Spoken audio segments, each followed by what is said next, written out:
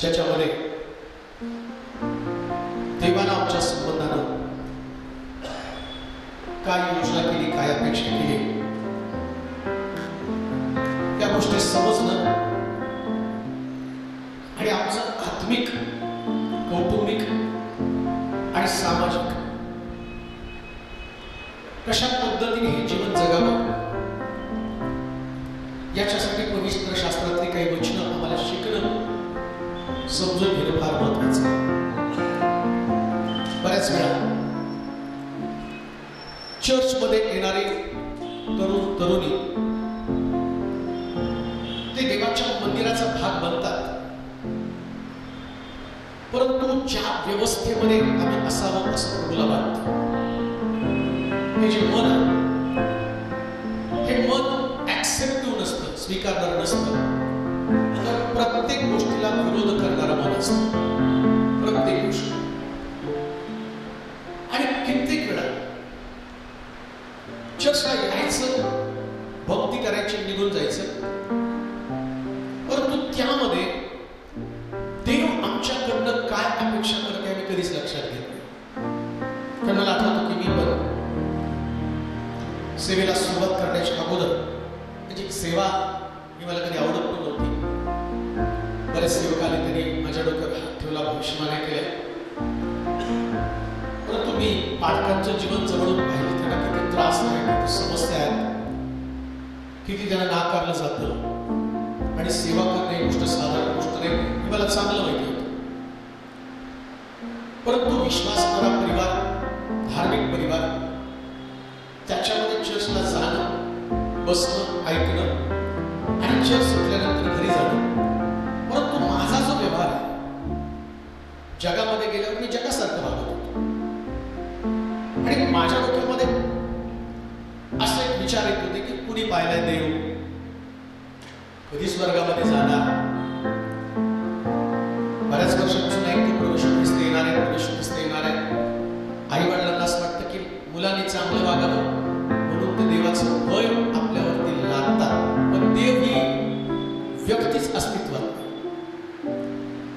मी चर्चला जात होतो, पण देवाचं अस्तित्व नाकारलं नाही, तो नाहीच. शिक्षण घेतलं होतं, प्रत्येक गोष्टीला पुरावा बघत होतो की देव आहे. तर मग घरामध्ये भरपूर प्रश्न असायचे. आमच्या एवढी प्रार्थना करते, एवढं चर्चला जाते, उपास करते, घर कर्ज बाजारे, वडील दारू पिणारे, सगळ्या गोष्टीची कमतरता. मला असं वाटत होतं की नाही, देव जर असता तर एवढे प्रश्न ख्रिस्ती परिवारामध्ये कसे काय?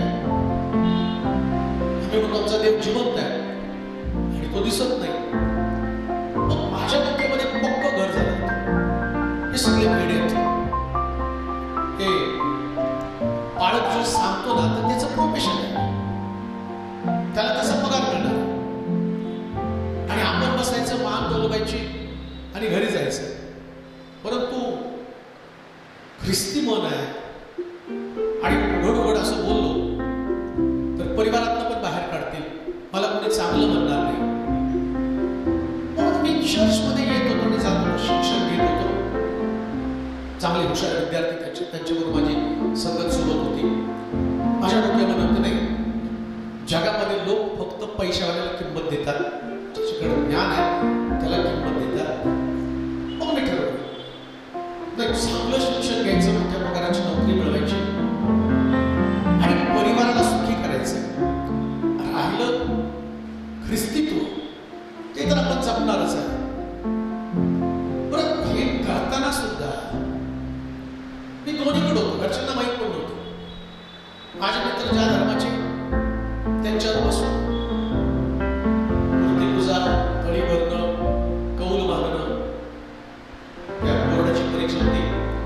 माझ्या मित्राने सांगितलं असं असं आहे, आपण जायचं त्या देवाला सुपाऱ्या लावायच्या त्यांच्या छातीला उजवीकडची पडली, टिकली तर उजवलं, डावीकडची पडली तर डावलं. मग मी आणि माझा मित्र दोघं पण गेलो. म्हणलं चल आता मी पास होणार का नापास होणार. 10वीच्या बोर्डाला ती सुपारी लावून बघायची. आणि नेमकी मी उजवीकडे लावली, त्याने डावीकडे लावली, त्याची पडली आणि तो रडायला लागला, मी फेल होणार. आणि मला आनंद झाला, अरे माझी इकडं स्वीकारली देवाने, ती सुपारी उजवली म्हणजे मी पास होणार. आणि तो रडायला आता नापास होणार, नापास होणार. बरं त्याचा नंबर माझ्या मागे, ते कुठं माझ्या डोक्यात येते की माझा पेपर तो बघून पास होऊ शकतो. परंतु मनामध्ये एक विचार आला, नाही हे सांगतायत ते खरं आहे. आणि जेव्हा पेपर दिले, परीक्षा झाल्या, मी दोघं पण पास झालो. तिथून थोडस डोक्यामध्ये विचार सुरू झाले, देव आहे का? तो आहे तर मला काय करायला पाहिजे? पण तरी मन जगामध्ये अडकल्या कारणानं सगळं जग इतकं आतमध्ये बसलं होतं की म्हटलं नाही, देव ही संकल्पना मांडणं म्हणजे मूर्खपणा. घरामध्ये लोक रडायचे, पश्चाताप करायचे. त्यांच्या काळामध्ये त्यांची गॅंग जबरदस्त, आणखी खूप फिरायचे, प्रार्थना करायचे, मोठमोठ्या मीटिंग्स सभांना ते जायचे. यांच्याकडे या लोकांकडे पाहिल्यावर आम्हाला असं वाटायचं, हे लोक करतात ते खरं आहे का मी वागतो ते खरं आहे? एक संभ्रम.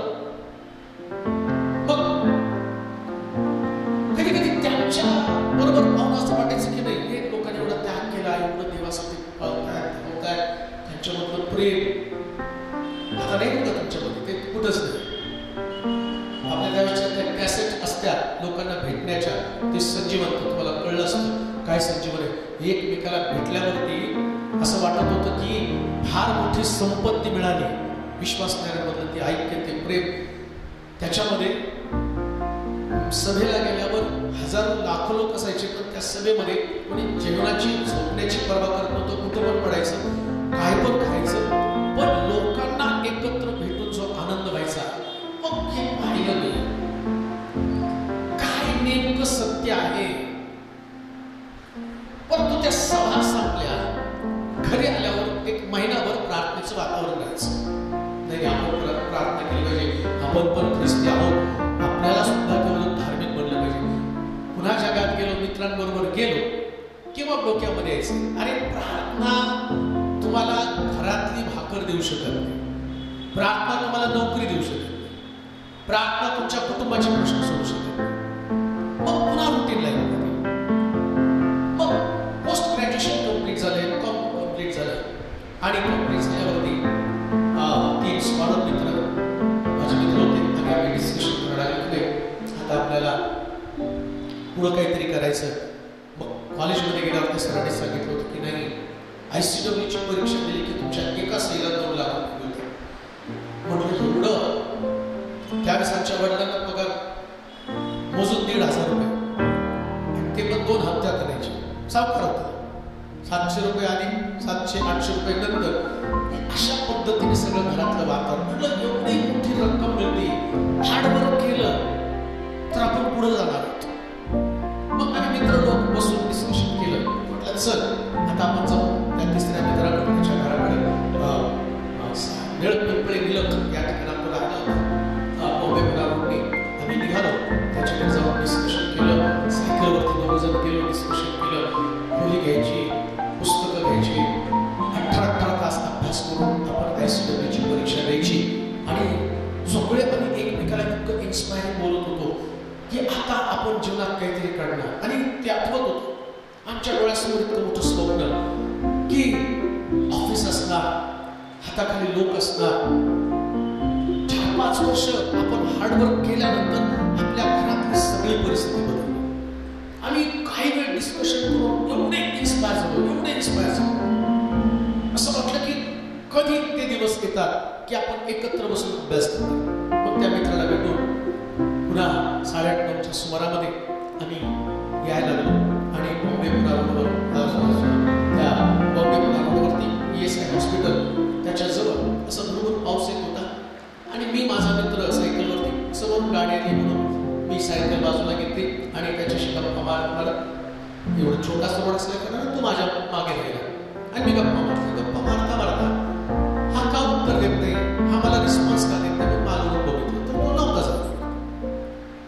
मग मी परत मागवून गेलो, हा गेला होतो. आता तर आम्ही बोलत होतो तेवढ्यात थोडंसं पुढं 100 फुटावर गेल्यावर मला जाणवलं की माझा मित्र रस्त्यावरती पडला, जो टॉपर होता कॉलेजमध्ये. ती जीप गाडी आली, माझ्या शेजारून गेली आणि त्याला मागे जाऊन धडक देऊन पुढे निघून आणि तो जमिनीवरती पडला. मी गेलो त्याच्याजवळ, बघतो तर त्याची कवटी फुटली आणि त्याच्यानंतर मी येतो असा दिसतोय मला आणि तो तडफडतोय माझ्यासारखा. आणि त्याचं तडफडणं बघितल्यावर पहिल्यांदा आयुष्यामध्ये मी इतका घाबरलो. मग त्या बॉम्बे-पुणा रोडवरती जेवढे अपघात होते तेवढे त्याच्यामध्ये ज्यांचा पण ऍक्सिडेंट होतो ते मरून जातो. आता माझ्या डोळ्यासमोर मरण दिसते आणि माझ्या डोळ्यासमोर ती चर्चा. आपण रूम घ्यायची, अभ्यास करायचा, कॉलेज करायचं, मोठी परीक्षा द्यायची, एका सहीला 2 लाख रुपये मिळणार. परंतु दुसऱ्या क्षणाला ज्यानं आम्हाला इन्स्पायर केलं, जो कॉलेजमधला टॉपर मुलगा आहे, तो रस्त्यावरती माशासारखा तडफडत होता प्राण जाण्यासाठी, मरावं. आणि तेव्हा तिथं त्याला पाहिल्यावरती पहिल्यांदा असं वाटलं की सगळी स्वप्न मनुष्य पूर्ण करू शकत नाही. आमचं जीवन एका क्षणामध्ये नष्ट होणार आहे. तेवढ्यात एक आवाज आला, आता तरी माझ्यावर विश्वास ठेव. आयुष्यामध्ये मी कधी गुडघे टेकले नव्हते, परंतु असं वाटलं, मरण पाहिल्यावरती पहिल्यांदा असं वाटलं आता गुडघे टेकावेत आणि प्रभूला आवडी मारावी. गुडघे टेकले. रस्त्यावर सुनसान, कोणी थांबायला तयार नाही. 2 व्हीलरवर यायचे, बघायचे, निघून जायचे. कारण त्या काळामध्ये कोणी जर उचलून दवाखान्यात नेलं आणि तो व्यक्ती मेला तर त्याच्यावर पोलीस केस करायची. त्या व्यक्तीला कोणीच थांबायला तयार नाही. आता याला न्यायचं कसं काय, याची कवटी फुटली, काही वेळाने हा मारणार आहे, रक्ताची धार वाहते, बघतोय मी ते रक्त सांडत सांडत रस्त्यावरती रक्त यायला. आणि ते पाहिल्यावरती इतका घाबरलो, इतका अस्वस्थ आणि प्रभूला तिथं बसून जोरात मारली. पहिली प्रार्थना. जेवणावर सुद्धा कधी प्रार्थना करत नव्हतो. कधी उठल्यावर प्रार्थना केली, जेवताना प्रार्थना केली, झोपताना प्रार्थना केली. मला कधीच आठवलं नाही एवढ्या वर्षामध्ये प्रार्थना मला कधी माहित नव्हती. पण पहिल्यांदा गुरुजींनी प्रार्थना केली आणि देवाला म्हटलं, देवा लहानपणापासून तुझ्याविषयी ऐकलंय, विश्वास मात्र कधी ठेवला नव्हता, पण आता मरण डोळ्यासमोर आहे. मी फक्त तुला प्रार्थना आज पहिल्यांदा करतो आणि माझी प्रार्थना ही असेल, हा माझा मित्र वाचव. याला जर तू वाचवलं, हे कॉलेजची पुस्तकं, हे ज्ञानाची पुस्तकं फेकून दे आणि शास्त्र हातात घेऊन महाराष्ट्रामध्ये जिकडे नेशील तिकडे तुझं वचन गाजवायचं. आणि तशी प्रार्थना केली. मी रडत होतो. एक रिक्षावाला आला, त्या रिक्षावाल्याला हात जोडले, म्हटलं बाबा थांब. त्याने पॅक तोडलं, मला मदत कर, हा माझा मित्र मरणाच्या पंथाला लागलाय, याला उचलून तुझ्या रिक्षामध्ये हॉस्पिटलमध्ये नेण्यासाठी मला मदत कर. देवाने त्याची, मी ती प्रार्थना केल्यावर देवाने त्याच्या अंतःकरणात काम केलं. आणि एक रिक्षा थांबत नव्हती, परंतु ती रिक्षा थांबली. माझ्या मित्राला उचललं, त्याच्यामध्ये टाकलं आणि हॉस्पिटलमध्ये घेऊन गेलो. हॉस्पिटलमध्ये गेल्यावर डॉक्टर त्याला पाहिलं आणि तो म्हटला, बरंच त्याच्या मेंदूचे नुकसान, इजा झालेली आहे आणि वाचण्याची शक्यता हिची गॅरंटी मी काही देऊ शकत नाही. मग त्या लॉनवरती बसून मित्र हॉस्पिटलमध्ये आणि त्या हॉस्पिटलच्या लॉनमध्ये बसून मी किती वेळ प्रार्थना केली केलं मला माहित नाही, पण रोज मी त्याला भेटायला जायचो आणि रोज त्या लॉनमध्ये प्रार्थना करायचो. 15 दिवस प्रार्थना केली आणि प्रभूला काहीतरी प्रयत्न कर, याला तू वाचव आणि तू आहे याचा पुरावा मला दे. तू एवढं केलं ना, मी नक्की माझं जीवन तुला दे. 15 दिवसांनी माझा मित्र शुद्धीवरती आला. त्याच्या मेंदूला कुठली इजा झाली नव्हती. तो बरा झाला तेव्हा पुस्तकं फेकलं आणि शास्त्र हातामध्ये घेऊन निघाला. शास्त्र हातामध्ये घेऊन निघाला आणि पहिल्यांदा कळलं, ज्याची आम्हाला गरज आहे तो देव जगाला त्याची गरज आहे. देवाचे प्रिय लोक हो, तरुणांनो, जे तुमचं तारुण्य आहे ना, या तरुणपणामध्ये तुम्हाला पुष्कळ आव्हानांचा सामना करायचा. पुष्कळ करिअर आहे, परिवार आहे, तुमचं तारुण्य आहे, तुमची स्वप्न आहे. पण याच्यापेक्षा सगळ्यात उत्तम गोष्ट काय? आपल्या तरुणपणामध्ये आपल्या उपकार करताना जेव्हा तुम्ही तरुणपणामध्ये आपल्या उपकार करताना स्मरता, तुम्हाला माहिती आहे का, या दिवसामध्ये सैतानाचं प्रमुख अस्त्र कोणतं आहे आणि शेवटच्या दिवसाची भविष्यवाणी कोणती? पुष्कळ तरुणांना ते माहिती. शेवटच्या दिवसाची भविष्यवाणी काय माहिती का? मृत्यूनं खिडकीच्या आतून प्रवेश केला आणि रस्त्यावरती तरुणांच्या प्रेताचा घास पडला. म्हणजे शेवटच्या दिवसामध्ये मृत्यू कोणामध्ये प्रवेश करणार आहे? ते तरुणांमध्ये. त्याच्या पलीकडे जाऊन तुम्हाला सांगतो. मग तरुणांसंबंधानं दोन भविष्यवाणी आहेत. शेवटच्या दिवसामध्ये मी आपल्या आत्म्याचा वर्षा मनुष्य मात्रावरती करेल आणि त्यावेळेस तुमचे पुत्र आणि तुमच्या कन्या संदेश देतील. बघा, एकीकडे म्हटलं मृत्यूनं खिडकीतून प्रवेश केला आणि रस्त्यावरती तरुणांच्या प्रेताचा घास पडला. दुसरी भविष्यवाणी काय? मी शेवटच्या दिवसामध्ये आपल्या आत्म्याचा वर्षा मनुष्य मात्रावरती करेल आणि तुमचे पुत्र आणि तुमच्या कन्या संदेश देतील. म्हणजे काय? जेव्हा तुमचं तरुणपण तुम्ही देवाच्या हातामध्ये देत नाही, एकतर ते देवाच्या हातामध्ये नाही तर सैतानाच्या हातामध्ये. दोन युद्ध चालू आहेत. पवित्र आत्मा तरुणांना शोधतो, तरुणींना शोधतो आणि पवित्र आत्मा शोधत असताना तो दैवी विचार त्यांच्यामध्ये घालत असतो. दैवी विचार, अग्नी, सामर्थ्य. बरं, हे सामर्थ्य साधं सुद्धा सामर्थ्य नाही का? जेव्हा प्रेषित लोकांना या सामर्थ्याचा अनुभव आला,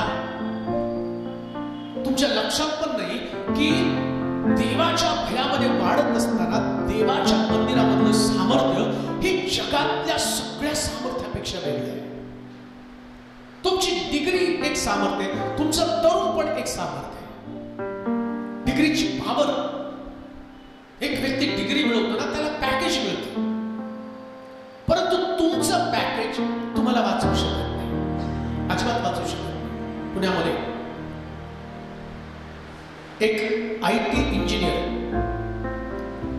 त्याचा मामा पुण्यामधला नामवंत आमदार, मंत्री, त्याची गर्लफ्रेंड खूप सुंदर होती आणि जवळजवळ त्याला 25 लाखाचं पॅकेज, इतकं भारी ऑफिस त्याचं. तो मित्र, मैत्रिणी, त्याचं personal life, financially strong, education मध्ये पुढे, सगळं काही. परंतु अचानक त्याच्या डोक्यात काय आलं नसतं. मला वाटतं 12व्या फ्लोअरला त्याचं ऑफिस होतं. तो पळत आला आणि सगळ्या ऑफिस काचेचं असल्या कारणानं त्या दरवाजाला, त्या काचेला त्याने लाथ मारली, फोडली आणि 12व्या मजल्यावरून त्याने उडी मारली आणि तो मेला. काय कमी होतं त्याच्याकडे? 25 लाखाचं पॅकेज, त्याच्याकडे गर्लफ्रेंड आहे, त्याचा आमदार, मामा, मंत्री आहे, सगळं काही आहे, पण त्यानं उडी मारली. का उडी मारली? तुमचं जीवन एकतर देवाच्या हातामध्ये किंवा सैतानाच्या हातामध्ये. प्रश्न तोच आहे, तुम्ही देणार कोणाच्या हातामध्ये जीवन? जर जीवन तुम्ही देवाच्या हातामध्ये दिलं, एक गोष्ट ध्यानात ठेवा, बुद्धी, ज्ञान तुम्हाला वाचवू शकत नाही, परमेश्वराचं भय तुम्हाला वाचवतं. बुद्धी आणि ज्ञान नाही तुम्हाला वाचवतं. बुद्धीनं जास्तीत जास्त तुम्ही पोट भरू शकता, पण एक गोष्ट ध्यानात ठेवा, तुमचं पोट जोपर्यंत तुमच्या शरीरामध्ये ताकद आहे तोपर्यंत तुमचं पोट आहे. ज्या दिवशी तुमची बुद्धी संपते, ज्ञान संपतं, त्यानंतर तुम्हाला कुठल्याच गोष्टीचा उपयोग होत नाही. आणि बुद्धीच्या बाबतीमध्ये जर तुम्ही बघा, शास्त्र सांगतं दानियेलच्या पुस्तकामध्ये, राजामध्ये मी माझ्या ज्ञानानं, माझ्या बुद्धीनं, माझ्या गौरवासाठी एवढं सगळं वैभव मी तयार केलेले, माझी बुद्धी, माझं ज्ञान, तेवढ्या देवाची वाणी त्याच्याकडे आले. राजा 7 वर्ष जातील आणि परमेश्वर तुला पहिल्यासारखं रानामध्ये गवत खाण्यासाठी पाठवलं. राजा एवढा बुद्धिमान, एवढं वैभव त्यानं मिळवलं आणि राजाला देवानं गवत खाण्यासाठी पाठवलंय. म्हणून बुद्धीवरती पण अवलंबून राहू नका, राहायचंय तर फक्त देवावरतीच अवलंबून राहा. देवावरती. मी पाळक आहे म्हणून तुम्हाला सांगत नाही, आणि पाळक होण्याची क्वालिटी पण माझ्यामध्ये नाही म्हणत. मी कुठली डिग्री केली नाही, बायबल कॉलेजला गेलो नाही, काही गेलो नाही. जेव्हा मी शास्त्र हातामध्ये घेतलं तेव्हा पवित्र शास्त्रात 66 पुस्तकं हे पण मला माहित नव्हतं. मी जेव्हा गुरुच्या सेवेसाठी निघालो, पण जे मी अनुभवलं, जे मी पाहिलं आणि त्यातलं सत्य तरुणांमध्ये सांगावं ही माझी तळमळ आहे. वळावं देवाकडे, चांगलं जीवन जगावं. प्रभूनं त्यांच्यासाठी काय चांगली योजना केली, मला बऱ्याच गोष्टी सांगायच्या, परंतु एक वचन सांगून काही गोष्टींचा अभ्यास आपण करणार आहोत.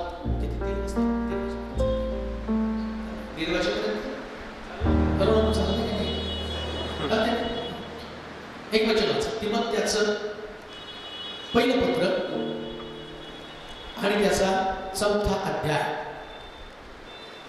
11 पासून. कोणाला कुठल्याही तरुणाला मिळेल तर एकदम छान होईल त्यांनी वाचलं तर. या गोष्टी आज्ञारूपानं सांगून शिकव. कोणी तुझ्या तारुण्याला तुच्छ मानू नये. कोणी तुझ्या तारुण्याला तुच्छ मानू नये. तर भाषण, वर्तन, प्रीती, विश्वास व शुद्धता याविषयी विश्वास ठेवणाऱ्यांचा किताब. आता काय सांगितलं तरुण असतं. आता मी इकडं येताना माझा अभ्यास वेगळा होता, हे पण मला खूप सांगायची इच्छा आहे, परंतु मला माहिती आहे ही काय माझी पहिलीच आणि शेवटची मीटिंग नसेल, आणखी नसेल. तर याच्यामध्ये परमेश्वराला प्रिय तरुण असा मी तयारी करून आलो होतो, प्रिपरेशन करून आलो होतो. हे तुमच्या समोर आहे. परंतु इथं आल्यावर बसल्या देवानं अचानक सांगितलं की तुला वेगळं सांगावं लागेल. आणि ते सांगताना कुठलंच प्लॅनिंग नव्हतं. बरोबर, आता मी तुम्हाला जे सांगतोय कुठलंच प्लॅनिंग नव्हतं, पण पवित्र आत्मा जसा चालवतो तसं आपल्याला चालणं गरजेचं आहे. आता तिमोथेला पौल एक अनुभवी व्यक्ती, या पौलानं सगळ्या विद्वत्ता, सगळं ज्ञान शिक्षणाच्या बाबतीमध्ये आता ज्यांना तुम्ही ऑक्सफर्ड म्हणता त्यापेक्षा मोठ्या असणाऱ्या युनिव्हर्सिटीमध्ये त्यानं शिक्षण घेतलेलं इतका बुद्धिमान पौल. परंतु तो पौल जसं ख्रिस्त त्याला समजला, तो ट्रॅडिशनल आहे. पौल हा एक यहुदी, कट्टर यहुदी धार्मिक व्यक्ती आहे, परंतु त्याचा धर्म त्याला ख्रिस्ती लोकांना मारण्यासाठी प्रेरित करत आहे. पौल यहुदी आहे. यहुदी धर्माच्या सिद्धांताप्रमाणे प्रभू येशू ख्रिस्त आल्यावरती त्यानं सगळं वेगळी तत्व मांडली. या तत्वाला विरोध करत हा पौल ख्रिस्ती लोकांचा छळ करत निघाला, फरमान घेऊन निघाला. परंतु येशूने त्याला दर्शन दिलं. काय मी तुम्हाला सांगतो, नीट ऐकून घ्या. तो धार्मिक आहे, यहुद्यांमधला कट्टर यहुदी. धार्मिक म्हटलं तर तो म्हणतो धर्मशास्त्र त्याचं पाठांतर आहे, सगळं धर्मशास्त्र त्याला माहिती आहे. परंतु धर्मशास्त्र माहीत असताना आता येशू त्याच्याकडे आला आणि त्याचं परिवर्तन झालं. आता परिवर्तन झाल्यावरचं पौल मी तुम्हाला सांगत आहे. आमच्याकडे सुद्धा आम्ही जे आहोत ना, हे बायबल आम्हाला ज्ञान असणं म्हणजे ख्रिस्त माहीत असणं असं नाही. ख्रिस्त माहीत असणं आणि बायबल माहिती असणं यामध्ये फरक आहे. पौलाकडे पण बायबल होतं, पण पौलाकडचं बायबल घातक होतं. येशू ख्रिस्ताला क्रूसावरती देणारे लोक कोण? ते काय व्हिलन आहेत का? कोण ठरवलं येशू ख्रिस्ताला 30 रुपयाला कोण विकलं? शिष्याने. कुणाबरोबर सौदा केला? याजकांबरोबर. कैफा याजक म्हणजे यहुदी धर्मातला प्रमुख व्यक्ती, धार्मिक व्यक्तीने येशूला क्रूसावरती दिलं. तुम्हाला बायबल माहित असलं म्हणजे तुम्हाला ख्रिस्त माहित असलं असं समजू नका. ख्रिस्त माहित होणं हे पौलाला नंतर कळालं. म्हणून मी तुम्हाला सांगतो, आता तुम्हाला बायबल माहिती माहिती तुम्ही चर्चला बऱ्याच आई वडील सांगतात लेखन असेल मुलं मुलगी बघायला गेल्यावरती ती मुलगी द्यायची असते. तुमचा मुलगा कसा आहे? माझा मुलगा खूप धार्मिक आहे. म्हणजे काय? अरे चर्चला जातो. बाळकाला विचार बरं, बाळकाला विचारलं तर बाळक काय बाबा दिसतोय क्वायर मध्ये आहे, पण बाहेर गेला पानाच्या टपरीवर थोडी बाळक माग माग फिरतोय. तो कॉलेजच्या कट्ट्यावर बसून जाणार येणाऱ्या मुलींना छेडतोय, ते बाळकाला कुठं माहिती? आणि सांगता त्याला सुपारीच्या खांडाचं व्यसन नाही, पण गुटक्याचं व्यसन आहे. आणि तो इतका हुशार असतो ना, अगदी व्यवस्थित सोड वेळ भरून गुटक्याचा वास येणे म्हणून लवंग ठेवतो. का तर गुटक्याच्या वासाचा प्रभाव कमी होतो, लवंगीच्या वासाचा प्रभाव. आता पौल काय सांगतो त्याकडं तरुण तरुणींनी लक्ष द्या. काय म्हणतो पौल माहिती का? तुझ्या तारुण्याला पण तुच्छ मानता का? हे तरुणपण आहे ना, हे तरुणपण देवाच्या हातामध्ये शुद्धतेच्या बाबतीमध्ये कित्ता असला पाहिजे. आमचे ख्रिस्ती तरुण आहेत ना, जेव्हा बाहेरच्या जगातले तरुण तरुणी तुमच्याकडे बघतील, आई वडील बघतील ना, तर त्यांनी त्यांच्या लेकरांना म्हटलं पाहिजे, अरे या लेकरांकडे पाहिल्यावर कळतं कसा सन्मान करावा आई वडिलांचा, कसं धार्मिक जीवन जगावं, समाजामध्ये कसं वावरावं. या बाबतीमध्ये लोकांनी तुम्हाला कॉपी करता आलं पाहिजे. तरुणाच्या संबंधानं देवाचं वचन सांगतं की तुम्ही एक आदर्श तरुण असा, कित्ता म्हणजे उदाहरण. जेव्हा कोणी तुमच्याकडे पाहिल्यावर त्यांनी म्हटलं पाहिजे याच्यासारखं माझं जीवन. अजून एक गोष्ट मला सांग, प्रभू येशू ख्रिस्त तरुणपणामध्ये वधस्तंभावरती गेला. वयाचं 33 वर्ष, 33.5 वर्षानंतर तो वधस्तंभावरती गेला तरुणपणामध्ये.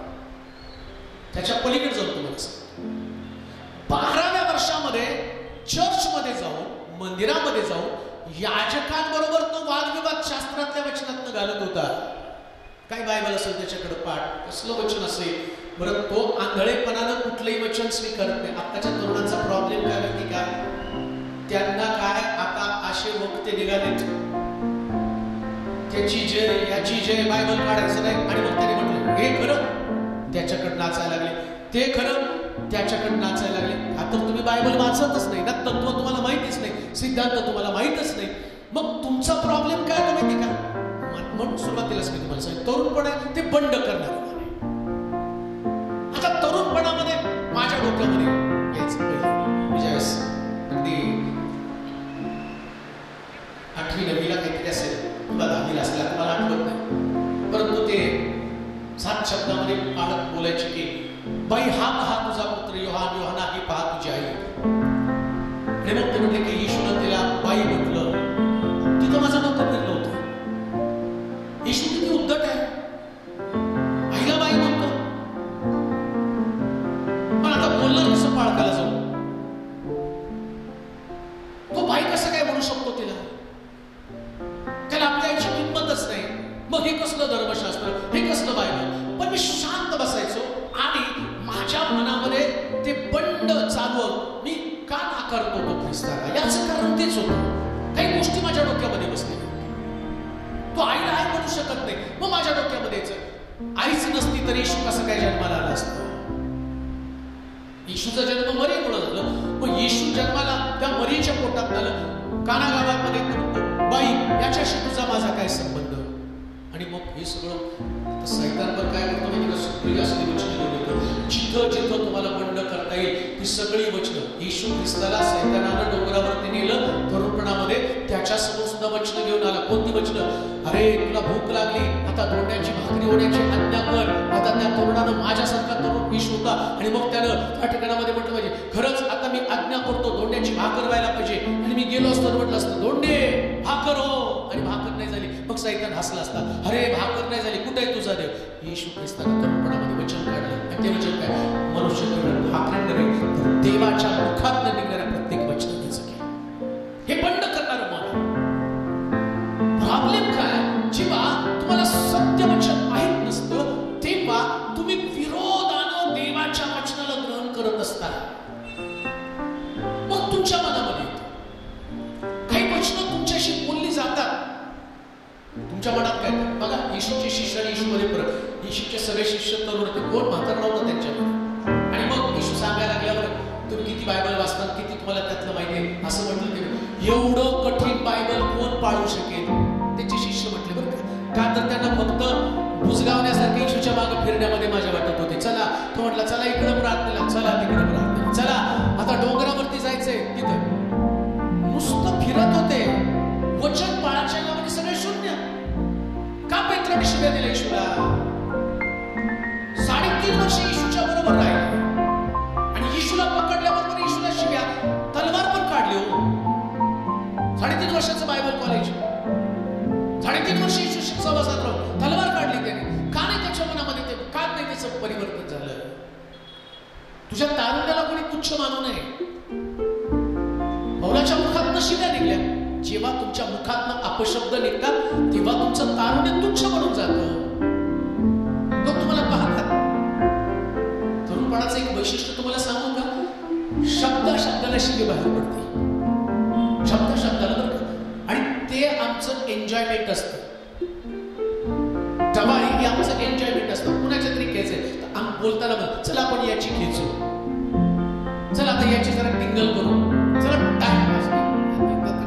टिपी, तुमचा शब्द टिपी, शॉर्टकट म्हणणारा टिपी. अजून त्याला काय जोकला काय एक जोक शॉर्टकट फालतू काय आमचं पीजी टिपी टिपी. तुमचा टिपी हा सुद्धा अश्लील असतो. काही म्हणजे डीपी बघितले, काही लोकांचे स्टेटस बघितले, त्या स्टेटसमध्ये जी अश्लीलता आहे. अरे तुम्ही देवाचे निवडलेले लोक आहात. तुम्ही चर्चमध्ये येता, देवाची संगती, देवाचा सहवास, आणि तुमचं जीवन लोकांना प्रकाश देणार. एक ख्रिस्ती तरुण तरुणीचा डीपी, त्याचं स्टेटस, ते तुमचा दर्जा दाखवतं. स्टेटसला इंग्लिशमध्ये ते स्टेटस आहे, पण मराठीमध्ये त्याचा दर्जा, तुमचा दर्जा तुम्ही बरोबर त्या व्हॉट्सअपवरती दाखवता. आणि तिथं म्हटलं की ते याच्यामुळे तुमचं तारुण्य तुच्छ मानलं जातं. काय दर्जाचे लोक तुम्ही आहात? योसेफाचा दर्जा काय? पोटिफराची पत्नी वयाच्या 17व्या वर्षी योसेफ त्याला पकडलं जातं आणि देवानं त्याला स्वप्न दिलं होतं. काय स्वप्न होतं? 11 पेंड्या तुझ्या पेंडीला नमन करतील, सूर्य चंद्र 11 तारे तुला नमन. काय मोठं विजन, काय मोठं स्वप्न. आता विचार करा, हा योसेफ त्याच्या भावाने त्याला घेतलं, खड्ड्यात टाकलं, पोटिफराच्या घरामध्ये आला. घरामध्ये आल्यावर त्याला राजाची पत्नी, सुंदर, अतिशय देखणा, रुबाबदार. आता पोटिफराची पत्नी त्याच्या प्रेमात पडली. विचार करा काय रुबाबदार व्यक्तिमत्व असेल, काय पर्सनॅलिटी त्याची असेल.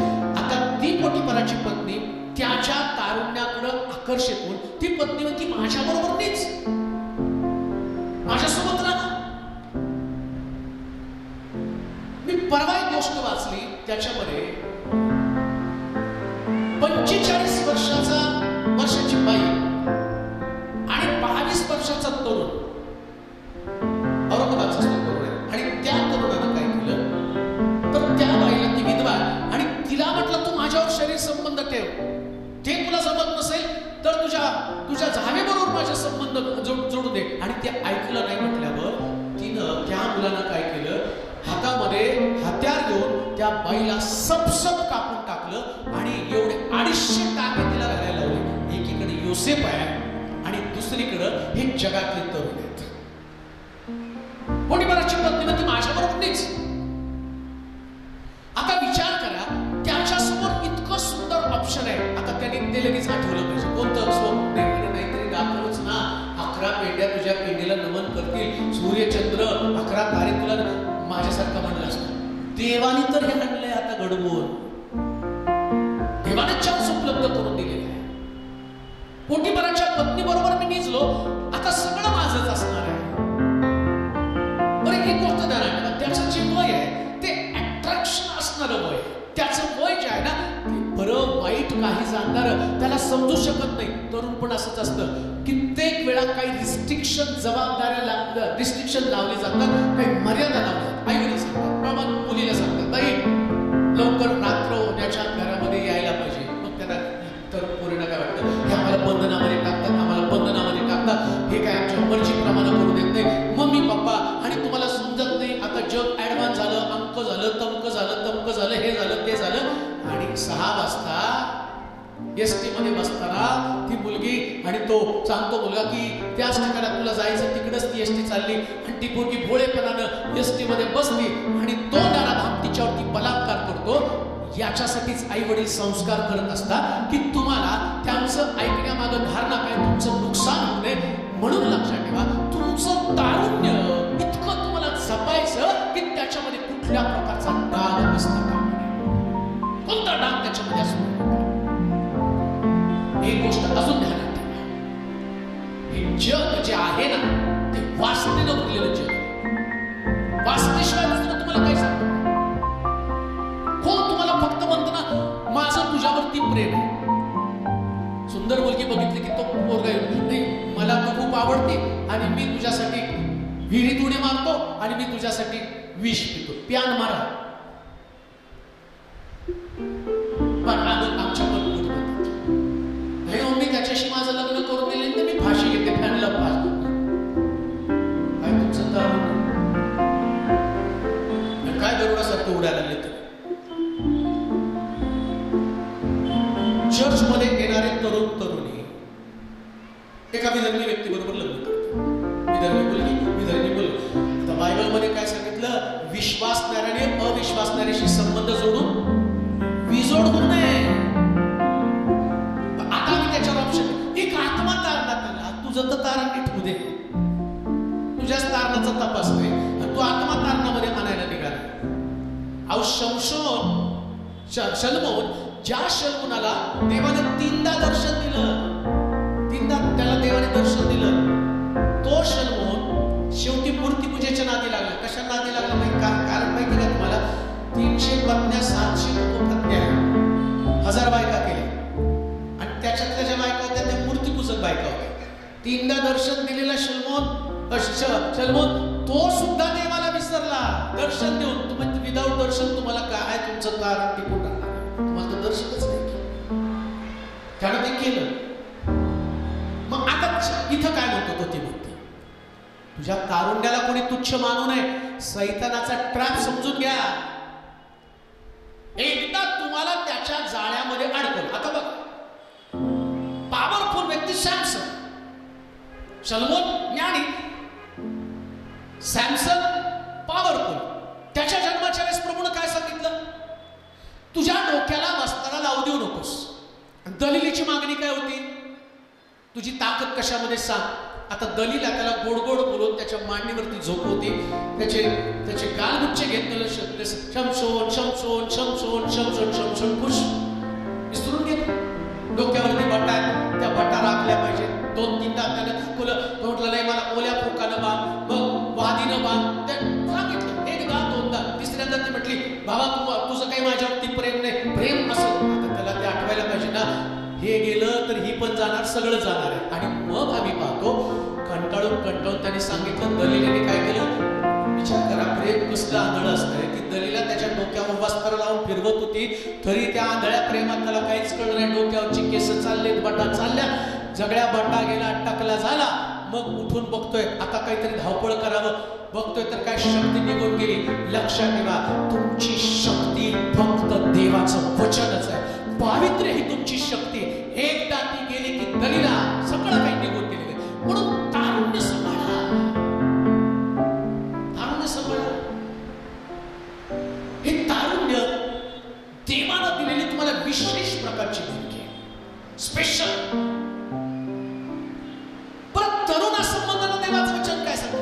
हे तरुणा, तुझ्या तारुण्यामध्ये तुझं अंतःकरण तुला उल्हास देव, तुझ्या मनाने येईल त्याप्रमाणे. तो काय तुमच्यावर जबरदस्ती करेल? मला पुष्कळ आहे जरा आमच्या पोराला समजावून सांगा. कारण काळाच आहे, तुम्हाला समजावून सांगायच्या टायमाला झोपलं, आता एकदम बाद झालं.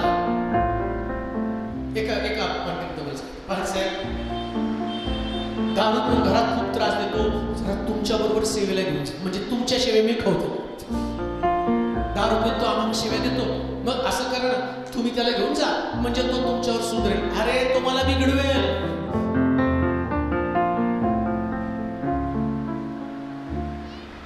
कांद नाही का? एक तर तुमचं तरुणपण उद्ध्वस्त होणार, किंवा एक तर तुमचं तरुणपण देव त्याला आकार देणार. कोण आकार देणार? आणि प्रभूला आकार द्यायचा ना, तर देव कोणाला सुद्धा आकार देत नाही. ज्याने आपलं तरुणपण सांभाळलं, तुमच्या तरुणपणाला तुम्हाला सांभाळावं लागेल. जेवढे सुद्धा उच्च पदावरती गेलेले लोक आहेत, मी तुम्हाला शास्त्रातनं काढून दाखवेल, जेवढे उच्च पदावरती गेले. योसेफ, त्याचं बॅकग्राऊंड काय? तो गुलाम आहे. गुलाम म्हणून त्याला विकलं. कुठलंच बॅकग्राऊंड नाही. गुलाम एक दिवशी पंतप्रधान झाला. गुलाम पंतप्रधान झाला. कशामुळं? त्यानं आपल्या तारुण्याला डाग लागू दिला नाही. डाग लागू देऊ नका. डाग लागू देऊ नका. डाग लावणारे अनेक लोक जगामध्ये असणारे पुष्कळ लोक आहेत. ते तुम्हाला हे सैतान एक ट्रॅप लावून तो देवाच्या तरुण तरुणीला कुमार्गाला, वाईट मार्गाला घेऊन जात असतो. डॉक्टर माझ्या संपर्कामध्ये इतकी सुंदर होती. मग ते म्हणजे बाळासाहेब बाप्तिस्मा घ्यायचा, तिला बाप्तिस्मा दिला. बाप्तिस्मा दिल्यावर गेली. ती म्हणते तुम्हाला माझं जीवन माहिती आहे? म्हटलं नाही, मला नाही माहिती तुझं जीवन. माझ्या सौंदर्यानं मी अनेक असणाऱ्या डॉक्टरला माझ्या नादी लावलं, आणि मी आतापर्यंत एवढे पुरुष त्यांच्या बरोबर माझं सगळं कौमार्य त्याची उद्ध्वस्त करून टाकलं. पण आता मला देवाचं वचन समजलं, तर मी सगळ्या गोष्टी सोडल्या आणि मला असं वाटलं की चांगलं जीवन व्यतीत करावं. जे पाप तिच्या लक्षामध्ये आलं आणि तिला कळालं, मी बऱ्याच गोष्टी गमावून टाकलेल्या. नाही का?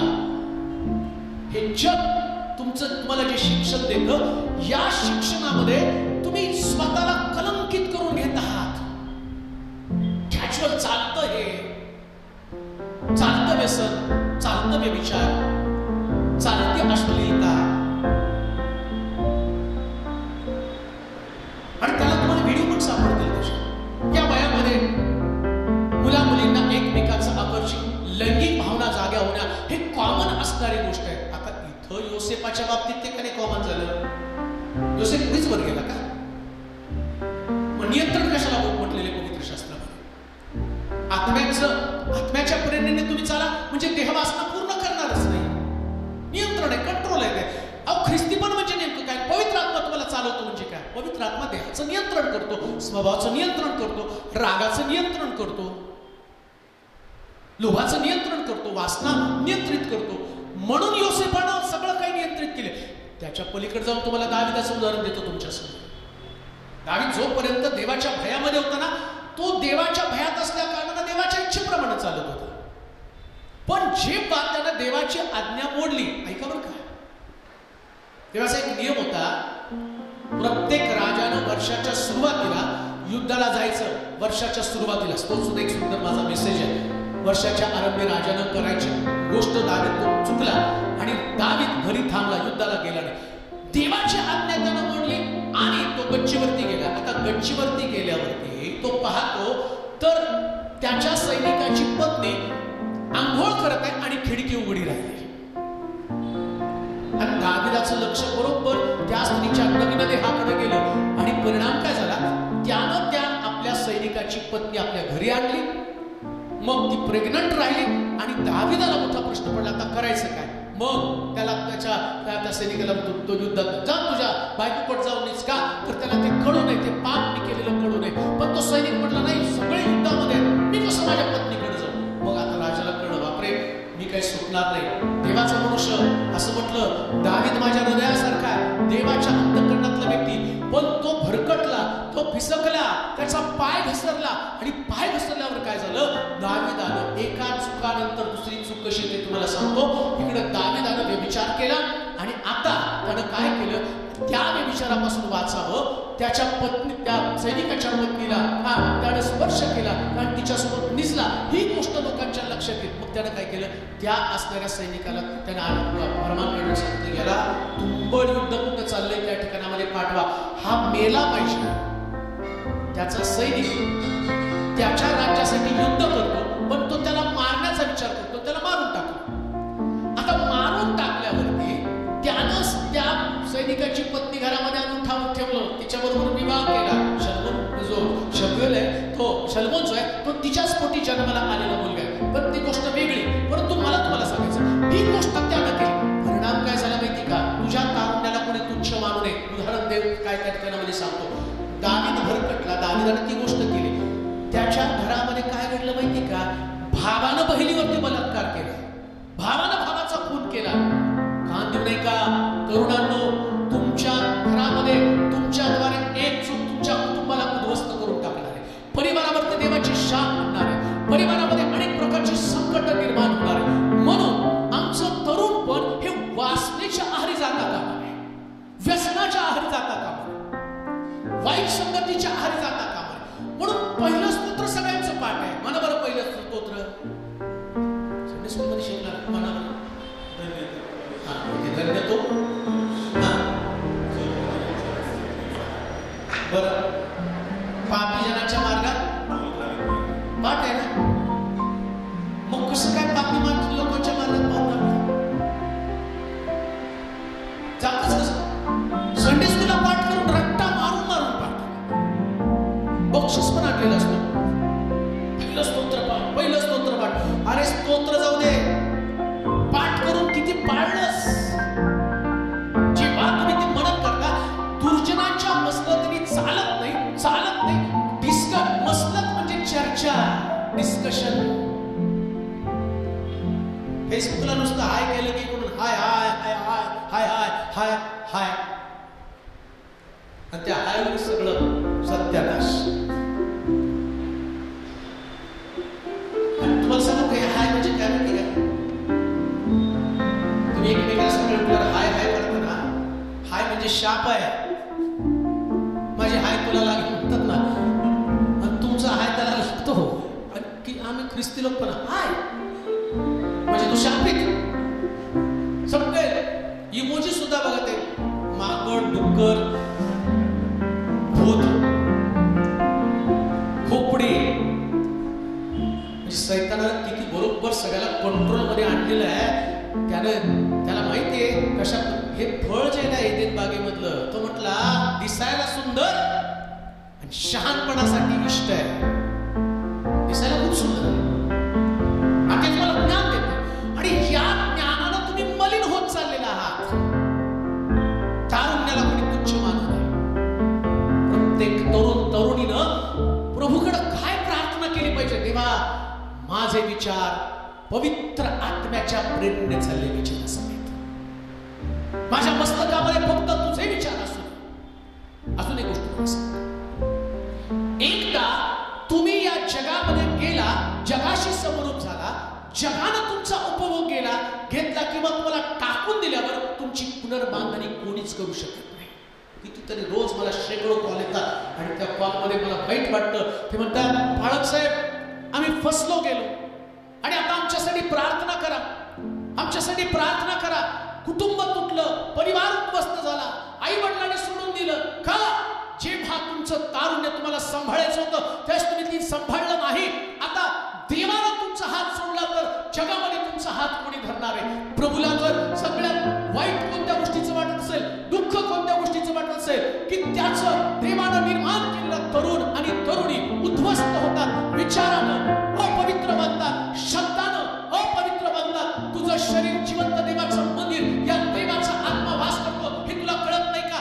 देवाचा आत्मा ज्याच्यामध्ये वास करतो त्याच्यामध्ये व्यसन असतं, त्याच्यामध्ये अशुद्ध जीवन असतं, आणि असलं अशुद्ध जीवन घेऊन आम्ही जगामध्ये देवाचं नाव कसं गाजवणार आहे? मग आता ती किती सुंदर म्हणतात, तुझ्या तारुण्याला कोणी तुच्छ मानलं. कशाच्या बाबतीमध्ये कुठं चुकतो? कशाच्या बाबतीमध्ये तारुण्य तुच्छ मानलं जातं? वाचूया ते वचन, 11 वचन, 12 वचन. तुझ्या तारुण्याला तुच्छ मानू नये, तर भाषण, वर्तन, प्रीती, विश्वास व शुद्धता याविषयी विश्वास ठेवणाऱ्यांचा कित्ता हो. कशाच्या बाबतीत कित्ता व्हायचं?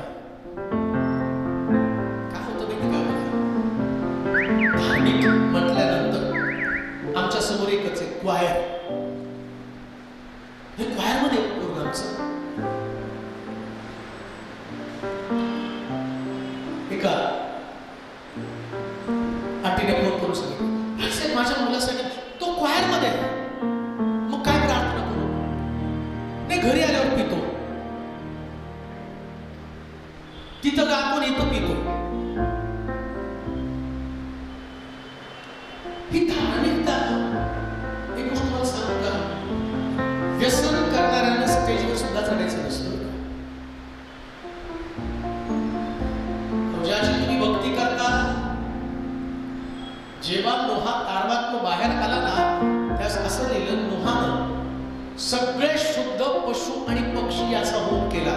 होम म्हणजे आराधना, होम म्हणजे प्रार्थना. शुद्ध पशु आणि शुद्ध पक्षी. या मुखातनं देवाचा धन्यवाद. त्या मुखामध्ये तंबाखू, दारू, गुटखा. बरं ठीक आहे, तुम्हाला ते आवडतं. मी म्हणतो चर्चमध्ये गुटखा खाऊन तुम्ही घाला, तेव्हा कळतं नाही इथं देव आहे. बाहेर देव नाही. आकाश त्याचं सिंहासन आणि पृथ्वी त्याचं पाय ठेवण्याचं ठिकाण. म्हणजे बाहेर गेला देव डोळे झाकून घेतो. हा, आता तू बाहेर जा, कुठं गटारीत पड, पानाच्या टपरीवरती बस, मी तुला काय बघत नाही. रविवारी आल्यावर डोळे उघडतो. तुला लॉजिक वापरता. मग उपदेशकाने म्हणतो, तुझं अंतःकरण तुला उल्हास देव, तुझ्या मर्जीस येईल त्याप्रमाणे तू वाग, पण प्रत्येक गोष्टीचा हिशोब तुला द्यावा लागणार. प्रत्येक गोष्टीचा हिशोब. बरं, देवाचा हिशोब काय साधा सुद्धा हिशोब नाही हो. गुटखा खाण्याला इथं भला मोठा टेंबून येतोच. मग बाळक साहेब प्रार्थना करा, आता देवाने हा कॅन्सर घालावा.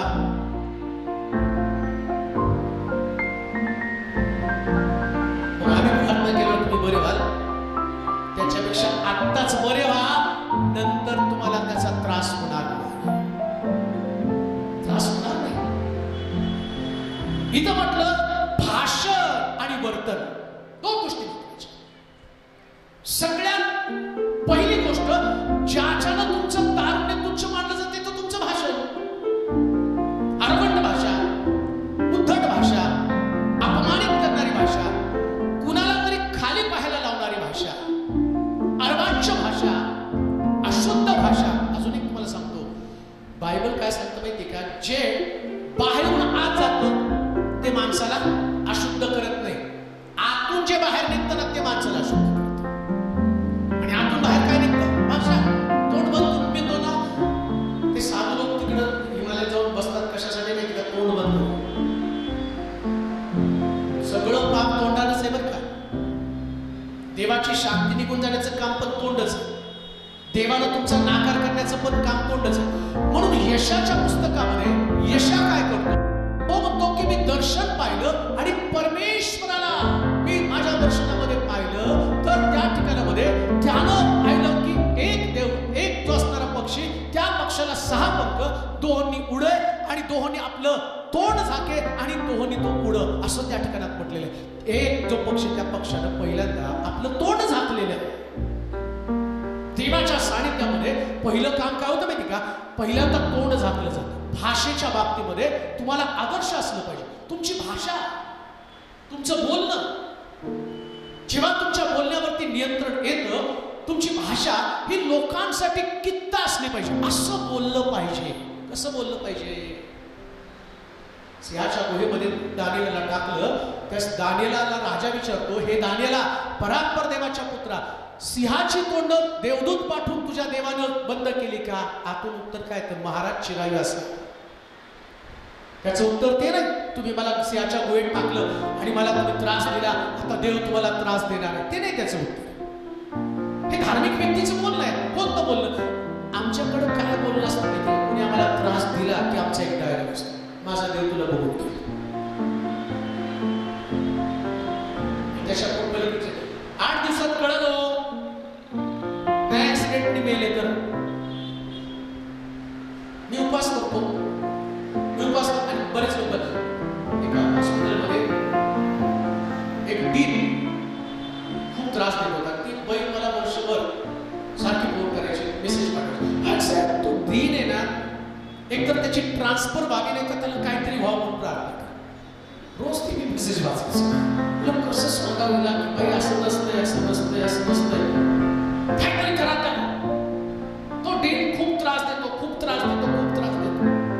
रोज उठून त्याचं ऐकायचं, वर्षभर त्याचं ऐकायचं. मी नव्हतं प्रार्थना करत. म्हटलं ही कुशी प्रार्थना, असली प्रार्थना देवाने मला शिकवलीच नाही. सिंहाची तोंड बंद करायला तर देवाचं काम करेल. परंतु एक दिवशी असं घडलं की तो दिनच मेला. म्हणजे तुमच्या किरकिरीने मरतील लोक.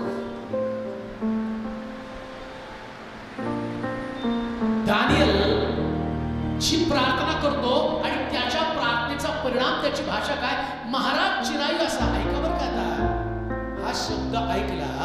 सिंहाच्या गुहेतनं दानियेलला बाहेर काढलं. त्याच्या भाषा कशी तुमच्यासाठी किंता आहे, तुमची भाषा कशी किंता असली पाहिजे त्याच्या संबंधाने मी सांगत आहे. दानियेलाची भाषा इतकी सुरेख होती, इतकी सुंदर होती. दानियल सिंहाच्या गुहेतनं बाहेर आला आणि राजा काय म्हणतो माहिती का, आता इथून पुढं याच्याच देवाची उपासना करा, कारण याचा देव सर्वश्रेष्ठ देव आहे. इतका आदर्श तुमचं बोलणं, भाषा असली पाहिजे की लोकांनी देवाकडे बघा. आम्ही काय करतो माहिती काय, चला तर ट्रॅक्स वाटूया, बरोबर जाऊ ट्रॅक्स रस्त्यावरती ट्रॅक्स वाटल्यावरती लोक नाही बदलणार, तुमच्या भाषेने बदलणार. ट्रॅक्स छान आहे त्याच्यामध्ये तुमचं, पण त्याचं प्रॅक्टिकल आमच्याकडे कुठे? तू माझं उठणं, माझं बसणं, माझं बोलणं, माझं चालणं, एकंदर वर्तनक्रम तू पाहतो. बोलणं तुमचं फार महत्वाचं आहे. ते बोलणं आल्यावर एवढी नम्रता त्याच्यामध्ये असली पाहिजे जी आमच्यामध्ये नाहीये. आम्ही प्रत्येक गोष्टीला हमरी-तुमरीवरती येतो, प्रत्येक गोष्टीला विरोध. माझं ऐकलं पाहिजे, माझं मान्य केलं पाहिजे, मी म्हणतो तसं घडलं पाहिजे. किती प्रश्न, किती समस्या, आणि कधी आम्ही देवाच्या विरोधामध्ये काम करत आहोत ती मग ती सांगतो त्या पद्धतीचं आमचं बोलणं नाहीच आहे. आमच्या बोलण्यानं किती दुखवतात तुम्हाला माहिती का? कधीतरी वडीलधाऱ्या लोकांशी आम्ही बोलताना ते आतमध्ये भरपूर तुटलेले असतात, त्याच्या डोळ्यामध्ये अश्रू असतात, ते तुमच्या समोर गाळत नाही. आणि तुम्ही ज्यावेळेस वडीलधाऱ्या लोकांशी बोलताना, रडवताना, त्याच्या एकेका गोष्टीचा हिशोब तुम्हाला द्यावा लागतो बोलण्याच्या. अजून एक गोष्ट मला सांगतो, तुमचं बोलणं तुमच्या दुसऱ्या पिढीसाठी, घरामध्ये दुसरं कोणीतरी छोटं आहे ना, ते कॉपी करत असतं तुमचं बोलणं. ते लेकर कधी व्हिडिओ बघतात, ते आजोबा चालतं, ते लहान लेकरून अगदी तसंच पाठीला हात घालून लगडत चालत असतं. विचार करा, तुमच्या बोलण्याचा परिणाम तुम्ही दुसऱ्या पिढीला बर्बाद करण्यासाठी वापरत असता. तुम्ही दुसरी पिढी अरोगंट करत असतात, दुसऱ्या पिढीला बंड करण्यासाठी सांगत असता. पण जेव्हा तुमच्या बोलण्यामध्ये सौम्यता, लीनता असेल, तेव्हा तुमच्या बोलण्याचं कॉपी दुसरी पिढी करणार आहे. म्हणून तो ती काय म्हणतो, तरुणा, बोलण्याच्या बाबतीमध्ये तो आदर्श असला पाहिजे. आणि लक्षात ठेवा, परिवार तुटण्याचं काम, मंडळी फुटण्याचं काम, मंडळीमध्ये वाद निर्माण होण्याचं काम पण बोलणंच आहे. बोलणं हो. म्हणून शास्त्रामध्ये सांगितलं, बोलण्यास धीमा, ऐकण्यास तत्पर. बोलण्यास कसं पाहिजे? धीमा म्हणजे सावकाश. कधी इतकं पटपट इतकं बोलून मोकळं होते, शेवटी दम लागतो आणि मग कळतं बीपी वाढली. आणि आता जर तुम्ही बघितलं तर 22-23 वर्षाची पोरं, 18 वर्षाची पोरं बीपी शूट होऊन मरायला लागलेले. का? तर त्यांचं बोलणं आहे. धन्य ते तरुणी जे आपल्या बोलण्यावरती संयम आणून, पवित्र आत्म्याच्या अधीन राहून या शहरासाठी आशीर्वादाचं कारण बनतात. तुमच्या मंडळीसाठी, तुमच्या परिवारासाठी, तुमच्या घराण्यासाठी तुम्ही आशीर्वादाचं कारण बनलं पाहिजे. म्हणजे पहिली गोष्ट आम्ही पाहिलं की तो म्हणतो बोलण्याच्या बाबतीमध्ये तो कित्तास. दुसरी गोष्ट वाचली त्याच्यामध्येच, भाषण. कोणी तुझ्या तारुण्याला तुच्छ मानू नये, तर भाषण, वर्तन, प्रीती, विश्वास. एक पहिली गोष्ट भाषण म्हणजे भाषा. दुसरी गोष्ट काय? वर्तन. वर्तन म्हणजे वागणं. बरं का? बरं, एक गोष्ट द्या, किती पोपटासारखं तुम्ही बोलला. आता माझं एकदम सगळं बोलणं प्रिची कुठे पण गेलं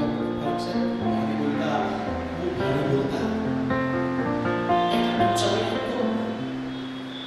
युट्यूबला उठतो, सकाळी उठल्यावर ऐकतो तुम्ही खूप छान, आता मी बोललो खूप छान. प्रीती करा, क्षमा करा, चोऱ्या करू नका, खून करू नका, आणि जाता जाता बाळकाचं पाकिट मारून गेलो.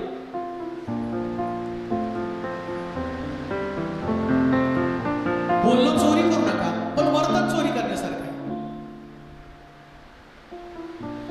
बोलण्यामध्ये प्रीती आहे. 7 शब्द ऐकले. येशू ख्रिस्त क्रुसावरती अर्पण झाला. देवाने जगावर एवढी प्रीती केली. हो, प्रीतीचं बोलणं आहे, पण वर्तन कुठं प्रीतीचं आहे? आदर्श कशा संबंधानं म्हटलं, तुम्ही भाषण जे करताना त्याच्यासारखं तुमचं वर्तन असलं पाहिजे. तुम्हाला सेवा करायची खूप इच्छा आहे, आणि सेवेमध्ये तुम्ही काय सांगता? एक व्यक्ती सेवा करायला बाहेर जाते, सांगता काय हो तुम्ही लोकांना जाऊन? तुम्हाला उपदेश करायला सांगता, काय सांगणार जाऊन? काय सांगता?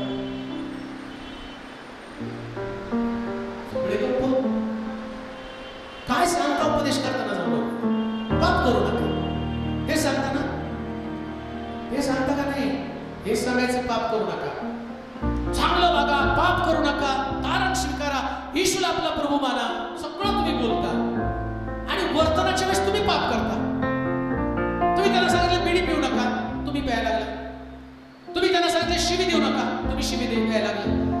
तुम्ही त्यांना सांगितलं एकमेकावर प्रीती करा, तुम्ही सगळ्यांचा द्वेष करता. मग वर्तन कुठे? आदर्श कशाच्या बाबतीमध्ये? वर्तनाच्या बाबतीमध्ये. योसेफानं आपलं वर्तन चोख ठेवलं. दानियल वरच्या पदावरती जात असताना त्याच्या संबंधानं असं म्हटलं, दानियला संबंधानं म्हटलं, राजा खात होते मिष्टान्न, राजा पित होतो द्राक्षरस, याचा विटाळच मला नाही व्हायला पाहिजे. ही विटाळ आणणारी गोष्ट आहे. त्याचं वर्तन तुम्ही पाहिलं तर तुम्हाला कळेल की त्यानं आपला देह विटाळून दिला. हे वर्तन तुम्हाला विटाळतं, वर्तन तुम्हाला अशुद्ध करतं. वर्तनच तुम्ही देवाचे लोक आहात. तुमच्या वागण्यावरून समजणार आहे तुम्ही कुणाचे लोक आहात. तुमचे हे तरुण जर आपले तरुण देवाच्या मंदिरात असले तर ते पानाच्या टपरीवर नको आहे. आपले तरुण, आपल्या तरुणी देवाच्या घरामध्ये तर ते बाहेर नको आहे अशुद्ध गोष्टी करणार. अजून एक गोष्ट मला सांग, कपड्याच्या बाबतीमध्ये सुद्धा पाप कुठून येतं माहितीये का? नग्नता दाखवल्यावर पाप येतं. म्हणून तुमचे कपडे पण तितके महत्वाचे. कशाला शॉर्ट घालायचे? नाही, तुम्ही आता दिसताय नरकात जाणार दिसताय. तुम्ही चॅलेंज करता ना तिथं पापाला. वासना जागी होती कशी? ते तुमचं वर्तन आहे. आणि बायबल काय सांगतं माहिती का?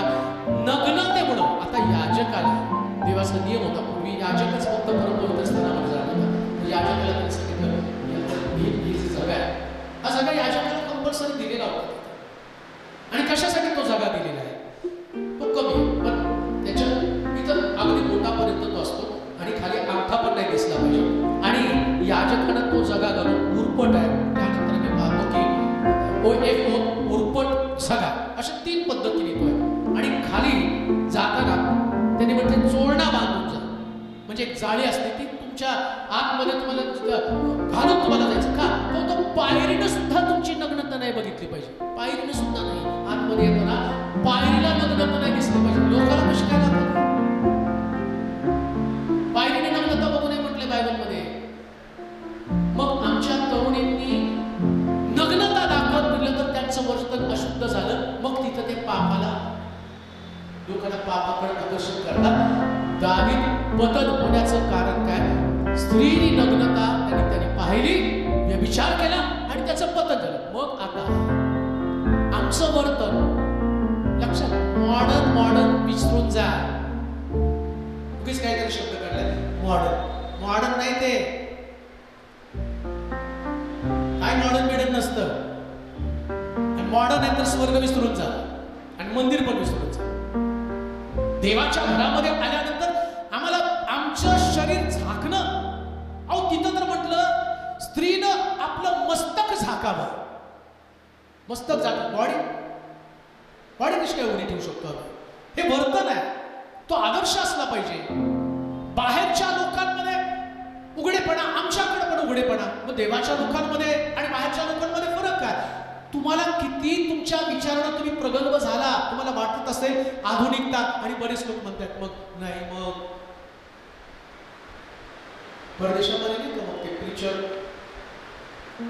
आता प्रीचर जर तुम्ही बघितलं तर ते फाटके फटके जीन्स निघाले तर प्रीचर मग त्यांनी अहो बायबल काय सांगतं बघा ना.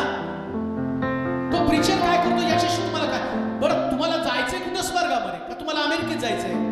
स्वर्गामध्ये जायचंय ना. अमेरिकेत गेल्यावर तुम्ही कसं पण राहा तिथं तुम्हाला कोण विचारणार. स्वर्गामध्ये तसं जाता येत नाही, तिथं वर्तनच आहे ना. आणि आम्ही बिब्लिकली पाहतो, देवाच्या वचनानुसार पाहतो. देवाच्या वचनामध्ये काय सांगितलं की तुमचं वर्तन, तुमचं वागणं आणि वागणं अगदी कपड्यापासून तर बोलण्यापर्यंत. जसं शास्त्रामध्ये सांगितलं तुमचं वर्तन आई वडिलांच्या बाबतीमध्ये, वडीलधाऱ्या व्यक्तीच्या बाबतीत तुमचं वर्तन काय. वर्तन म्हणजे वागणं. कुणाच्या बाबतीत वागणं तुमचं आई वडिलांच्या आज्ञेमध्ये राहा म्हणजे राहा. राहायलाच पाहिजे. त्याचा शब्द तुम्हाला दुर्लक्ष करून चालताच येणार नाही. हे तुमचं वर्तन आहे. तुम्हाला आत्ताच्या पिढीचं काय कळतं. परवा आम्ही मुंबईला येताना येता एक 2 मिनिटाचं येता एका दुकानामध्ये बनकर साहेब आम्ही आम्हाला घेऊन गेले. मग आमच्या बरोबर दुसरा एक मुलगा होता. त्याला म्हटलं इथंच स्वस्त जीन्स मिळतात हे म्हटलं. मग तो आला आणि त्याने भली मोठी ढगली पॅन्ट काढली. म्हणजे अरे हे ढगली आहे काय मस्त, ही आत्ताची स्टाईल आहे म्हणलं, वापरून झाली आमची. तेव्हा आमचं पण मला होतं 35-40 बच्चनने नुकताच काढला होता. त्याने फट्टा त्याने काढला. मग काय नवीन झालं नाही. आम्ही आता अजून अरे तुम्ही आधुनिक नाही, आम्ही सगळं वापरून झालंय. आता तुमचं फाटकं तुटकं जे तुम्ही आता ठिगळ लावता ना ते आम्हाला नव्हतं म्हणून मी ठिगळ लावून घालत होतो. आता तुम्ही ठिगळ लावता. आमच्या पॅन्टी फाटक्या होत्या, वापर फेकता येत नव्हतं म्हणून आम्ही फाटलेल्या पॅन्टी घालत होतो. आता तुम्ही इथं फाडून घेता आणि घालता. काय नवीन काढले. आमच्याकडे पैसे नव्हते म्हणून ते घालत होतो, तुमच्याकडे आहे माजलेले म्हणून तुम्ही ते घालता. फरक काय नाही, सगळं तसंच आहे. काही नवीन नाही. हे आहे ते ओरिजिनल आहे, बाकी सगळं डुप्लिकेट आहे. आणि म्हणून म्हटलं वर्तनाच्या बाबतीमध्ये देवाच्या वचनाच्या पुढे कधी जाऊ नका. नम्रतेने मान तुकवा आणि प्रभूला म्हणा, प्रभू फक्त तुझ्या इच्छेप्रमाणे जगायला शिकव, तुझ्या इच्छेप्रमाणे जगायला शिकव. बऱ्याच गोष्टी सांगायच्या परंतु मला माहिती की वेळेअभावी सांगता येणार नाही. संध्याकाळची सुद्धा सभा आहे, परंतु जाता जाता मी तुम्हाला सांगेन 2 गोष्टी मी तुम्हाला सांगितल्या. परंतु तिमोथी ज्या पद्धतीनं पौल तिमोथीला सांगतो त्याच पद्धतीने मी तुम्हाला सांगत आहे. तरुणांनो, तुमचा तारुण्याचा वापर फक्त देवाच्या राज्यासाठी करा. प्रार्थना करा. सर्वशक्तिमान जिवंत देवा, आम्ही नम्रतेने तुझ्या सिंहासनासमोर येत आहोत. या दिवसामध्ये या तरुण लेकरांना मी तुझ्या स्वाधीन करत आहे. जगामध्ये जातील, जग भयानकतेने भरलेलं आहे, अशुद्ध अमंगळ, आणि अशा जगामध्ये ही तरुण लेकरं त्यांच्या वर्तनाच्या द्वारे लोकांवरती प्रभाव टाकणारे असू दे. त्यांची भाषा, त्यांचं प्रेम, त्यांची सहनशीलता, त्यांची शुद्धता, त्यांचं चांगुलपण हे बाहेरच्या लोकांवरती प्रभाव टाकणारे असू दे. प्रभू, कोणत्याही चुकीच्या मार्गावरती त्यांनी जाऊ नये. जेव्हा विचार करतील तेव्हा देवाच्या वचनाचा विचार करावा. प्रभूसाठी वापरलं जावं, तुझ्या योजनेप्रमाणे त्यांनी पुढे जावं यासाठी त्यांचा वापर कर. मंडळी, परिवार या सगळ्यांसाठी त्या आशीर्वादाची कारण बनवून देतो. धन्यवाद देतो, तुझी स्तुती करतो, तुला गौरव देतो. येशूच्या नावात प्रार्थना